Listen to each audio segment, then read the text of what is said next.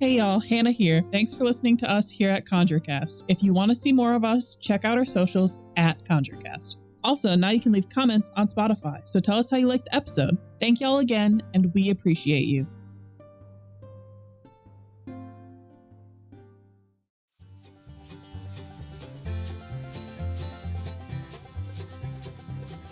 All right, let's see. Can I make a music check? The songs of the Graveyard of Dragons. I think we need the bandit song again. The bandit song again? I don't remember Said that. I can make an insight check. Yeah. Bandits in the desert. All right, I'll make an insight check. That's what I'll remember. 21.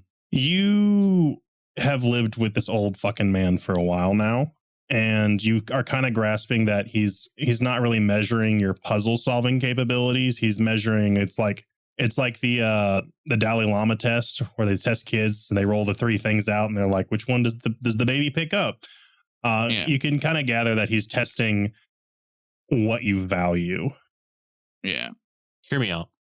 Obvious answer would not be the treasure, though we should go to the treasure. No. I have a weird feeling. I don't think that's the point of the test. You I'm gotta going to say it's outsmart. probably the town and the warmth of the town and community. I'm gonna say the graveyard. I'm saying graveyard. the road hardest traveled. That's the real test. I kind of want the big, strong dread soul. If I stand over. Okay, well, I'm going to go downwards. You guys can all pick different things. You don't have to pick the same thing. I'm picking the mural. And picking the wrong thing here doesn't necessarily mean you fail the whole test. Going graveyard with Bellows. What were the ones on the right? That was the large statue of the Strong, dragon. powerful dragon. That's statue. beckoning you. The only thing, Beckoning you. the only reason I'm going top because I'm sheerly curious. I think the top is genuinely the answer. I think there's gonna be some cool I'm shit. locking up it there. in. Because it's the scariest one. You I don't ain't feel afraid of uneasy shit. going there. You got to overcome that fear. I would wait before we lock in. Can I smell evil? Yeah, sure. Go ahead. Other than Balos, this is the safest place you have been in a long time. Wait. I've been in Balos. I hope not. Whoa.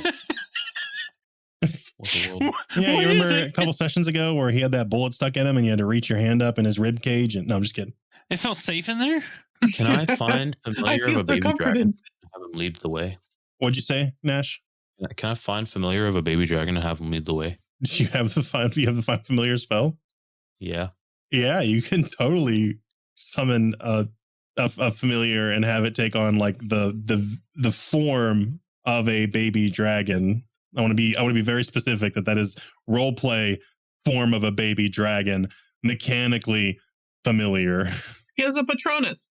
And he can lead the way. Make me a performance check. That's what I'm talking about. Frick, man, 13. I'm rolling so bad today. It's not terrible. Yeah, but That's plus bad. what? Let's be real. I have a +8 to performance. That was bad. So you cast this spell, and a familiar appears into the form of a baby dragon and walks in front of you, offering its tail for you to hold. I grab on. That's And it- precious. Walks you to the south side of the maze. Now, I'm going to say that everybody else is, for better or not, locked in, unless you have something like Anash is doing to kind of pull you to the right direction. And as you walk, a warmth fills you from the dragon, and the mural inspires this feeling of family and home. And you begin to remember a lot about your past.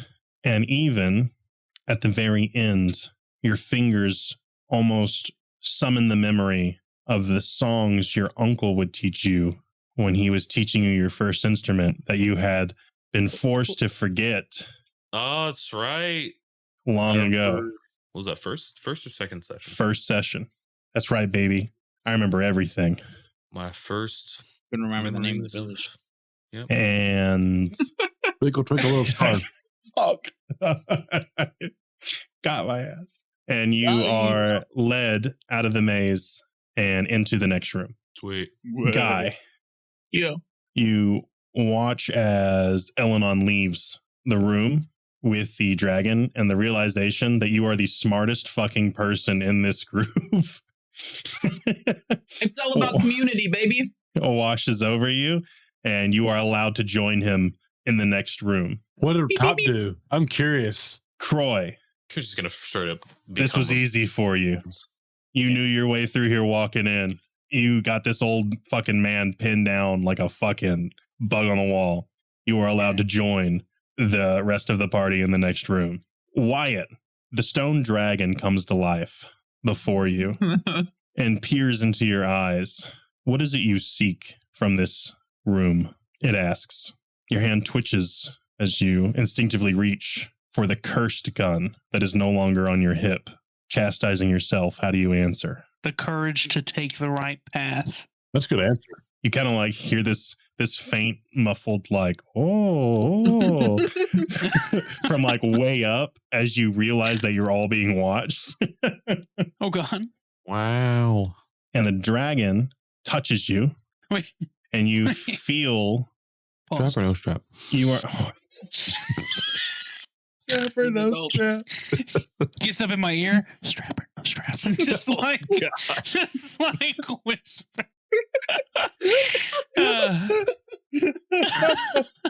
I thought it was gonna be really like touching, really heartfelt. You chose the wrong door. Oh. Your addiction to the Great Darkness's chocolate supply Oh God. has been cured. Nice. And you no longer feel the instinctive need to reach for Sylvia, and you are brought to the next room. All right. Totally wanted a wagon, but take it. Balos. Now I'm just regular hungry. I don't know. The bones come to life. Bro, I'm ready. I'm ready to fuck. What? Hold on. Scrap or no scrap. Ready to what? Listen, I'm ready to fight. And necrotic Necrophilia? energy spirals around the room as the visage of your wife Oh God. forms. She Oh, dang, asks you were right. if you've come to pick another pile clean, Scrap or no scrap. or if you have enough bones. Is there more to that statement? Do you feel secure enough to not continually reap from the dead? Are you scared of death? Are No. you scared of dying? No. Then why else do you have such a collection? Why do you keep so many corpses on you, if not to dress yourself back to life? What is it for? You hit me deep, bro. You say you're not scared of death, yet you hoard replacement parts like you're dying tomorrow. More like to. I thought I had something really cool to say, but the issue was that you hit me with that, which completely derailed everything I was going to say. That was really cool. That's really good. You can still say it. Basically, what I was going to say is that facing the horrors that the other people are too scared to face. So you kind of like recall on your days of study Yeah. back when you were in school and conscripted to be one of these dark mages that did the dark thing for the right reason. Yeah, dude. Listen, I see what I see. You'll never see again. And so basically, like, you're explaining that you still feel like there is a need for someone to do the wrong things for the right reason. Yes. In order to save everybody else's mortal soul. Yes. You are brought to the second room of the trial. So wait, do I get listen, bro? I was playing with that energy. Are you trying to like I'm about smack this visages of your wife's ass or something? Oh, I forgot about that part. Listen, I'm putting her in the bag of holding. Oh my lord. I guess you got a jar ready. Ew. No, I'm just kidding. Yeah, so you have all successfully passed in one way or another the first trial. Obviously, you had to solve the maze in order to like mechanically be able to go to where you wanted to go. It's not the hardest puzzle, but I figured I'd try to throw one in. Which brings us to the second trial of the dragon. So you're all gathered in this second chamber. It is much, much smaller than the maze you were just in. What's up, It's dude? probably like 20 feet by 20 feet across. You can more clearly see the onlookers as they watch you face these trials. From what you guys can gather, this is normally like kind of a source of entertainment. You know, it's like going to your son's football game after they've like been a fledgling their entire life.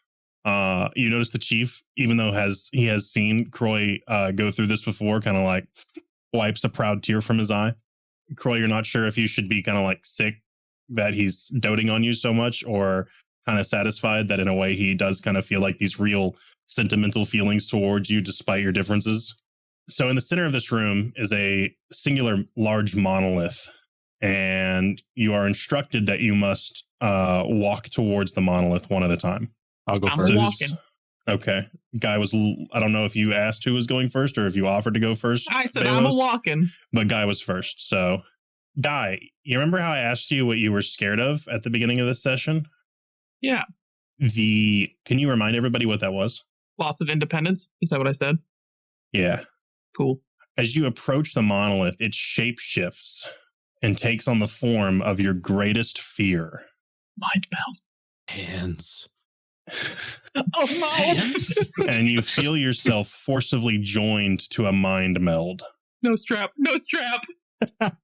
Oh, God. This is full strap, baby. You're getting fucked. Ah. Mentally. How are you going to face this fear as you are chained down to a collective hive instead of being allowed your individuality? So what's your play here? So I'm going to embrace the chains in my hands and take a very deep breath and search for my party through my spores and try to connect myself with them, because even within being in a group and not being fully independent by myself, I have found independence, and I'm going to use that confidence that the group has given me to try to break the chain. Go ahead and make me a religion check or an arcana check with advantage. Yo, that's deep as fuck, dog. I I threw ain't that gonna cap. dice so far. The first one was an 18. The second one was also an 18. You are able to silence the hive in your head. And while basically like you're not able to break yourself away from this, but you have found yourself inside, like the ant that stops walking and looks around and notices that there are other ants around him walking. And you are able to break yourself out of this trance. And it's the meld isn't gone, but you're in control of its control over you. You are released from this magic, essentially, and are able to move to the next room. Shout out to my Pookies who gave me the strength. Who's next? I'm walking. Oh, no. Wyatt's hand was up Wyatt. first. Wyatt, you approach the stone. If you would remind the party of your greatest fear. I totally haven't forgotten in the 2 hours. Sand. That is your true greatest fear as you approach the stone? He already lost his brother. What else could he be afraid of? Damn. It's just a visage of the dark version of my brother. And he's made of sand. Watch He's play the Sandman. It's just sand that forms and morphs into a dark visage of my brother. As you approach the monolith, you sink into quicksand. God damn it. And before you, you are forced to watch as your god fades from existence. And you are no longer embodied with the power of the Lone Ranger. All that's left is an orc, a gun, and a hollow shell of what you were once able to be with his power. What do you do in this situation? What would your next step be if this were to happen to you in real life? I'm just surrounded by darkness. There's like nothing. I mean, the room is kind of still there, but it's like everything's blurry except for like the square patch of earth where the last like physical embodiment of your god was before he was forcibly faded to like his afterlife, I guess is the way of saying it, because as the Lone Ranger's history is, he was a man who ascended to godhood and basically like obtained these followers and was able to pass on his power. And so like at the end of the day, once he fades, he is still a mortal soul that goes to an afterlife. And so now he has left the plane and his power is gone. What would you do in this situation? You no longer have the powers of a paladin to get yourself out of this sand. You must now figure your own way out. It doesn't have to be super deep. It can literally just be like, I find the strength to do this action, if that makes sense. Okay. So I'm currently in the sand. You are a waist deep in the sand, yes. That is the problem is... And it's just me, the sand, my gun. Yep. Okay. I grab my gun. I will also mention that in addition to your normal standard issue firearm from the Capital of Ember, Sylvia is also in reach. The dark one. The cursed version of Sylvia, yes. So I grab the dark... No, so I grab my gun and I take a deep breath and I stop moving. Because, you don't sink if you stop moving. Yeah, you fan yourself out and your descent stops, or at least is slowed to like the most minimal possible amount. Yep. And then I look, I guess, for a way out metaphorically inside myself to not be afraid of the sand anymore. You no longer have... Go ahead and make me a... let's make some sort of wisdom check here. Insight, that's wisdom? You could just do insight's wisdom. Yeah, go ahead and make an insight check, Wyatt. Fuck. I don't have that. Oh, I do have that, actually. 12. So you no longer have the ability to call upon your god's power to save you. But you know what Wyatt did do in the past? He packed a rope in his backpack. Real. And you have slowed yourself enough to doff your backpack and pull your rope out. And instead of wielding the guns as a tool for battle, you tie the rope to the butt of one of your guns and throw it to the nearest purchase, and it wraps I'm around. a cowboy. I totally know how to lasso. I'm just saying. Well, yeah, but I mean, you have to. I guess, yeah, you're able to lasso yourself onto like the monolith itself, and you pull yourself free with your own strength for the first time in a while, and it feels good. And they bring you to the next room. Can you guys tell that I really didn't want to do any more combat the rest of this session? Yeah. Is that telling? Kind of. Mm-hmm. I'm here for it. All right, Balos. I'll walk with that bitch. It's your turn. I'm walking that bitch. I'm like, this is a trial. Let's go. It's not real. It's not real. She's not going to be dead for reals. If I recall correctly, your greatest fear was the loss of your wife, correct? Losing her, and then in the end, everything I did was for nothing. I basically been a failure. Cool. So as you approach this monolith, a stone slab with the corpse of your wife sits, and you are filled with the dread that all of this damnation you took on and all of this work you have done for her was still not enough to save her. And your legion of undead have failed you. Your lich powers essentially have failed you. And you feel like you have damned yourself for no reason. Can I respond now? Yeah. This is now your moment. I'm going to look around. I'm going to put her in a bag of holding. I'm just kidding. No, I'm going to look around. Realize that my job isn't over just because she died. And if she died, she would not want me just to be like, fuck this, turn evil and start blasting people. Nice. Good Lewis Lane approach. Lewis Lane wouldn't want Superman to turn into the Injustice Superman. Yeah. I would be crying. I'll be so crying. For the first time in your life, instead of making a history or arcana check, you make a religion check. Is this my dumb set? Or my bad set? I think it's still intelligence based. What did you say, religion?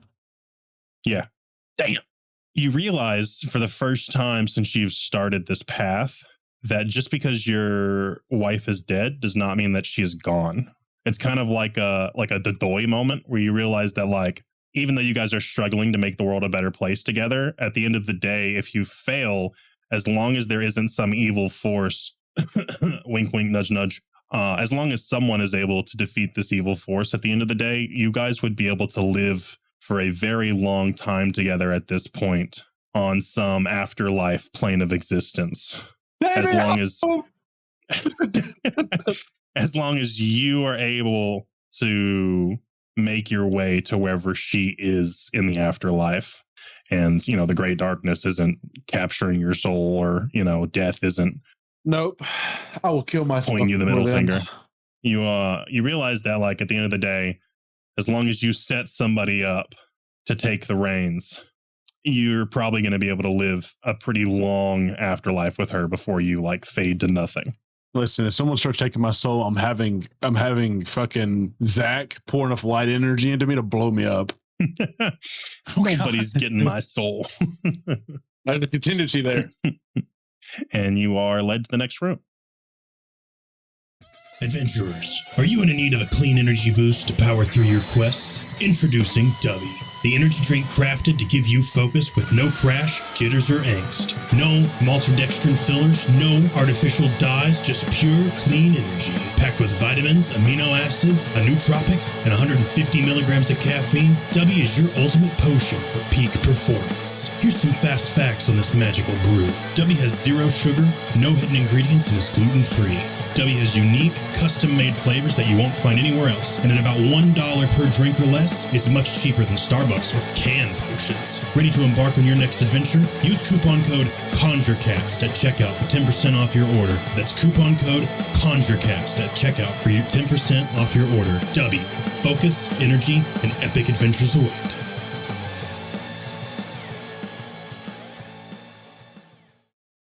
Croy, as you approach the stone, the chieftain's daughter appears. No, I'm just kidding.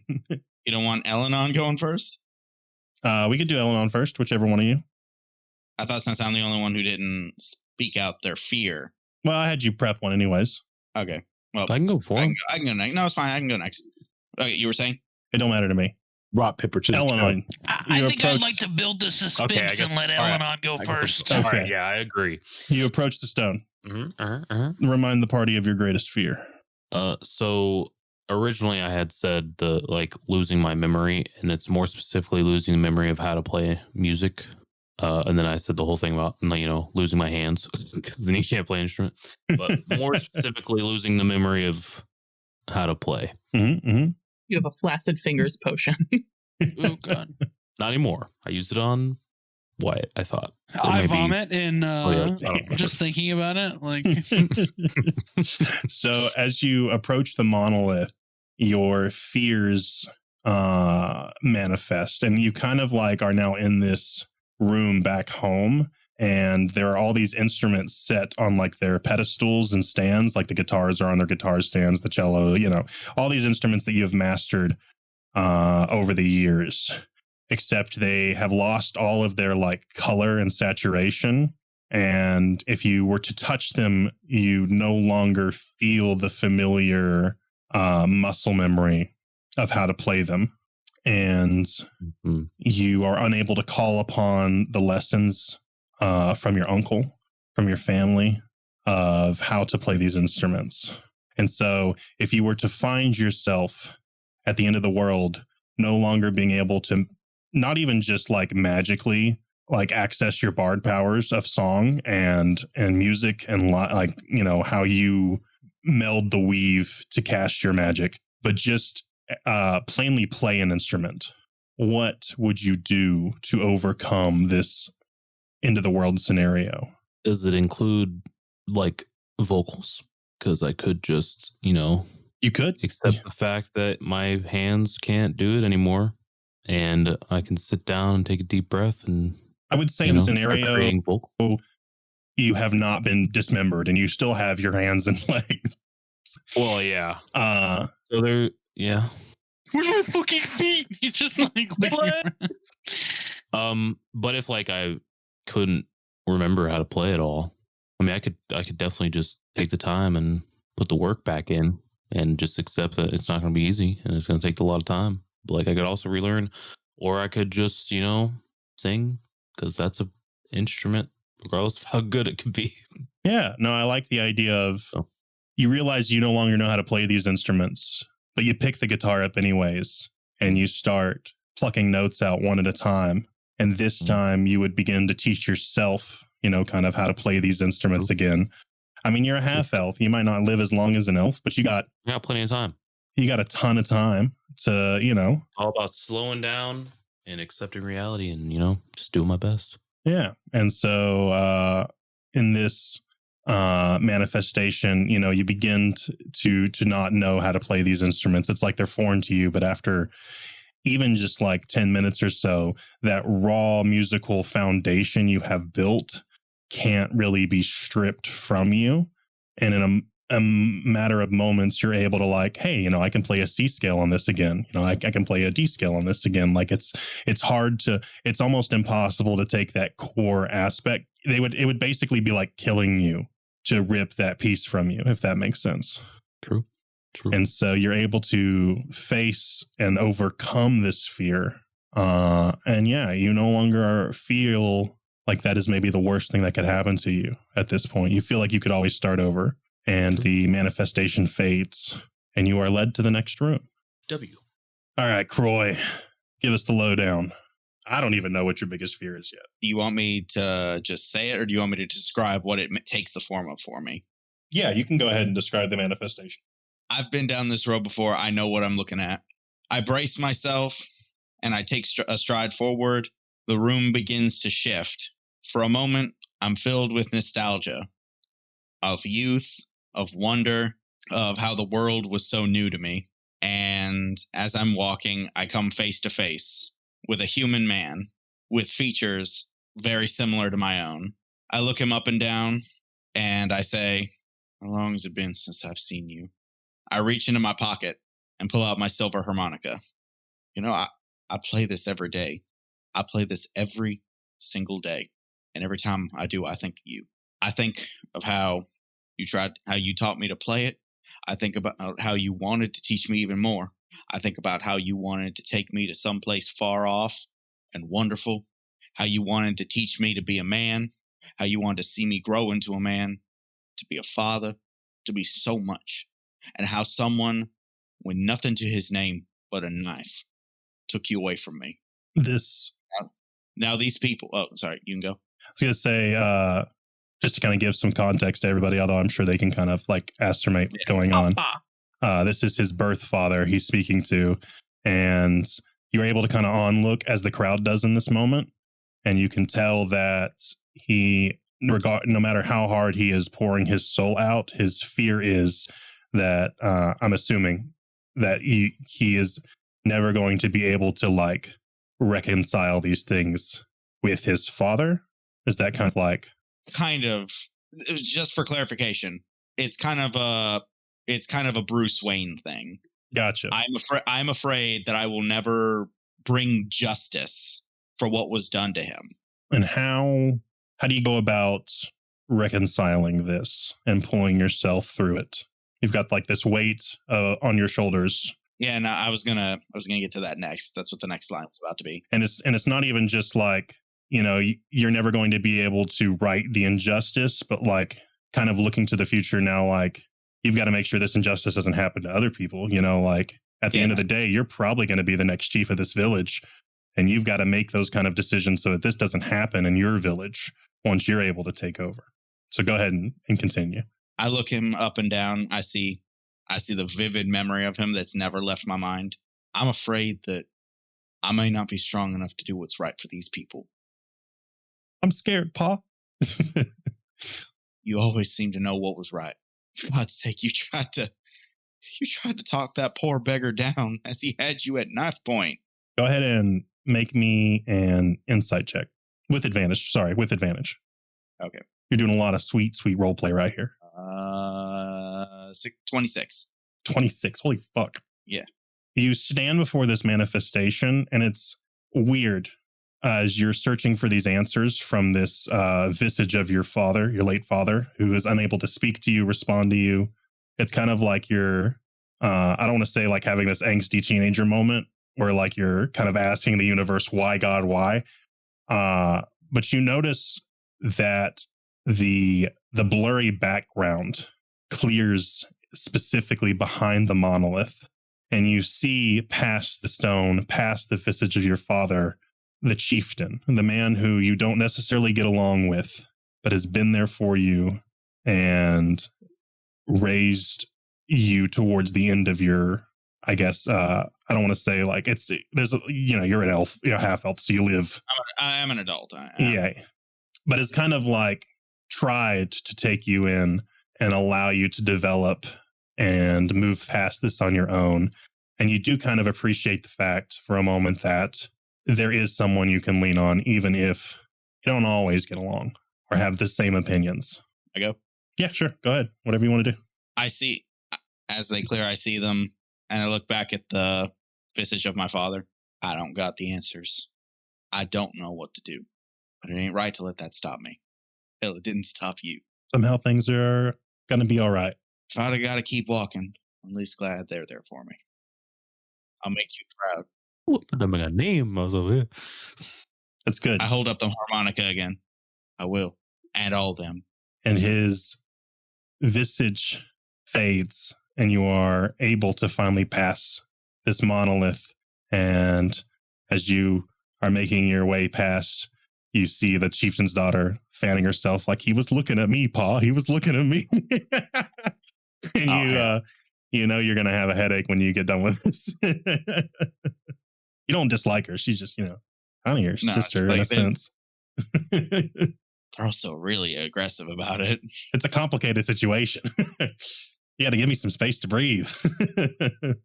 So you're all led to the third room and final room, except for Guy, because it is explained that the final challenge, and this is the one that is the same just about every time, is to gift the matriarch with a personal item or some sort of offering. It doesn't have to be a physical item necessarily, but since Guy led the way unprompted, Guy is brought to the finisher circle essentially, and is allowed to kind of sit next to the chieftain and watch the rest of you guys squirm.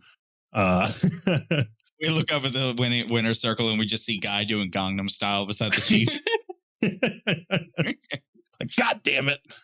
Wyatt, what would you offer this dragon? I give the dragon my gun. Okay. You realize you won't get this back, right? Yep. Okay. Is that the one I'm supposed to be holding? No. His normal gun.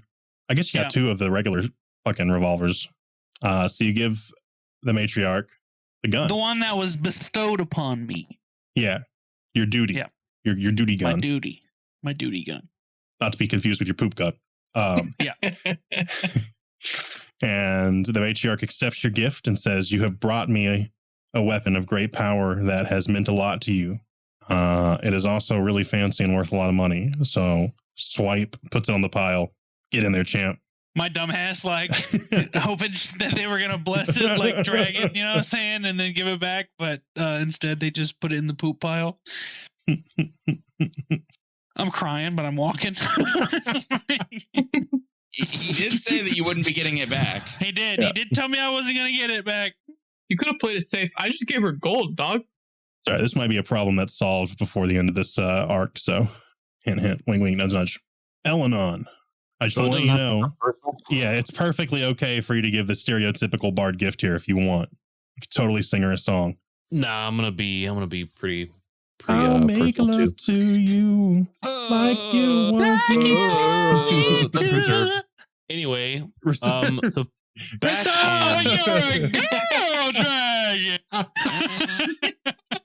So, back in music school, my best friend Rose gave me a special lute, and I've been carrying it with me my whole journeys.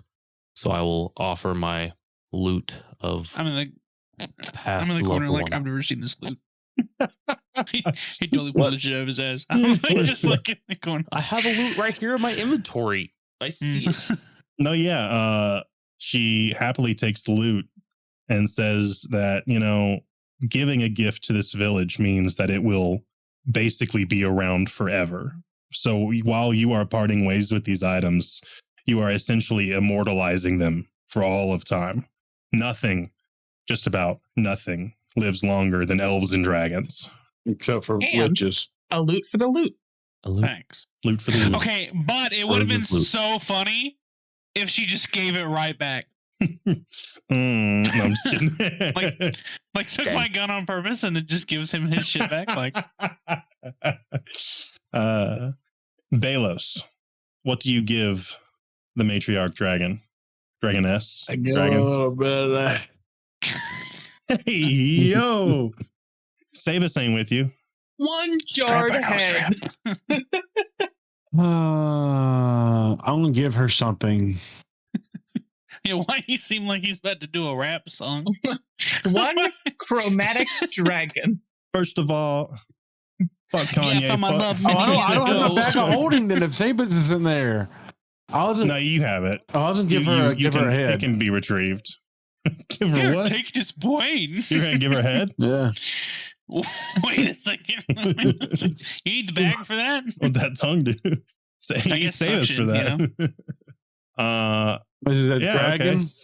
You put a jarred head in front of her. I was just memeing. Oh, okay. Oh, give me a The cum jar head It's already halfway full? doesn't have to be physical. Can be sentimental in other ways. So just cast a spell on her and be like, "Here, bitch, have a buff."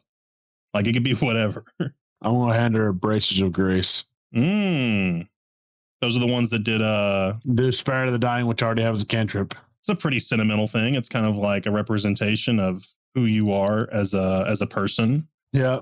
And kind of like a symbol of. It's the one necromancy spell that's kind of like a symbol. Other than obviously, well, I guess resurrection is kind of like fucking with shit. It's like one of those gentle things, like it's necromancy, it's dark magic, but even in darkness, there can be like these loving things. Saving It's the only necromancy. Yeah, it's the only necromancy spell that really can't be used for evil. I'm like, yo, give me that number 2. I'll put you in my phone rock. I'm about to glue a 3 on this damn thing. Give me those pebbles. I'm gonna put you in my phone. So funny, dude.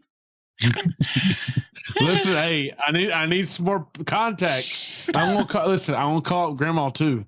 In the middle of that, I'm gonna be like, yo, I just met this dragon over here. You what? Listen, gotta give Grandma an update. Gotta check in on what's his face. Is that homie still back there? Grandma's just like, On Cliff? Yeah. This Grandma's is Cliff just like- here on the rock. Yeah, dude. Listen, hey, Trial is yo, listen, Cliff. I found myself another banger freaking dragon here. That's what I'm talking about. You know what I'm always saying? I can work with that. Exactly. You want to talk to your best? You want to talk to your future girlfriend, mama, baby mama? Guys there? Yeah. you put the Bro. rock up to I'm guys. just staring at the rock. Cliff's She just can't like, speak. man, I could tell speak to she's the there. Cliff's like, yo, your silence is deafening, babe. I think I'll be seeing you guys on the other side of on Cactus Bluff if you're looking for me. Oh, sweet. I'm not. Tell him I'm not. She's looking What's forward she to saying? it. Is she saying she misses me? She I misses. miss them too. I miss them too. Every fight we think about you. I can't wait for Guy to spore us a little child that we can parent together. The throne is ready. Hang up. I get at the good old nook, Cut the mic. Cut the his good mic. old razor. The rock, like weirdly enough, just folds in half. All right, you're allowed to pass. You gave the dragon head, right? Is that what we used to remember? No, the spell. The skull of the dragon. No, What'd you give the spell. dragon? I gave a dragon. Oh, You're a dumbass. I'm here. You're allowed to pass, and you're brought up to the winner table. I still got the dragon head. You approach the matriarch, and she lays her tail on your shoulders and says, "Oh, Croy, poor Croy." And she looks up at the rafters to the chieftain's daughter. You've already promised so much to us. It's like that meme of like the beaten down dude just staring up at like the figure. Yeah, You know? and the daughter from the rafters is like, "Hey, Croy," like waving you down. I think everyone in here can agree. You deserve to be with the winners. You didn't have to give nothing. Well, he's already done this before, and he's so basically. to be fair, I've already had to give something. He's basically giving his life to the village by being chieftain. Wyatt, they took your gun. Yeah. No, Wyatt gave his gun. Yeah, Croy's like, we're not giving that back. That's ours now. Where do you think I got this one? I walk out of the temple or whatever, and just a random peasant has it. And just a random like they're flipping it around in an alley, and I'm just like, what? Accidentally shoot their foot. Bro, I'd like to roll to steal it back. And you have all been officially welcomed into the village. There is a grand feast, as there always is after trial. Oh, thank God. I immediately go for the tuna. I'm tired of eating What a week. cactus apples. What? Yeah, he's just been munching those the entire trip. You think he was dehydrated because he forgot he had water? Looking at what's his name? Wyatt. If you're tired of cactus apples, then you're not going to be ready for tuna. They actually bring like a whole plate of cactus apples. They're like the fucking freshest fucking cactus apples you've ever seen. I vomit. Hey, man. Zebra's just mowing through plates of cactus apples. Zebra's just like, For those who don't know, tuna is cactus fruit. Oh, I didn't know that. I thought you were just part cat. I thought it was like a Burke. Not a nod to How to Train Your Dragon because they live in a coastal city and the dragons eat a lot of fish. No, tuna is cactus fruit. Interesting. So Croy's just like, you don't like this? I love this shit. And you hear the crunch of the I vomit. I just keep throwing up. You know you're not supposed to eat the skin, right? What? Fucking Zebra's just like, I've only been eating the skin this whole time. Zebra's immune to poison. Yeah. I'm pretty sure you are. Oh, not poison, disease. My bad. Yeah. I just find whatever vat of food and shove my hands into it. I'm just eating a bunch of tuna and nopals. And I think that is where we are going to end the session. So as far as the stream goes, thank you guys so much for watching. Corey's going to be joining us for the next few streams as we wrap up as we go through the Cactus Bluff saga. Hey, we have a sponsor. It's Dubby, the energy drink. I'm not going to read the ad, but if you are interested, you get 10% off your Dubby order, your energy drink order, their products. We get a small kickback from that. Oh, nice. She has the bottle. You finally got there. He's only shown it 4 times. If you want to see more, we don't really do any extra content quite yet, but you can catch the VODs early. If you join the stream late, you can watch the whole thing. It'll be posted on our Patreon a week earlier than everywhere else. After a week, it'll be posted on YouTube and Patreon for free, and you can go watch the full VOD then. We have social media. We anywhere at ConjureCast, literally anywhere. Every social media website you can think of, we're at ConjureCast. We have a LinkedIn now. Locked in, baby. That's right. Our SEO is covered. But anyways, other than that, thank you so much for watching. Bye. Bye. Bye.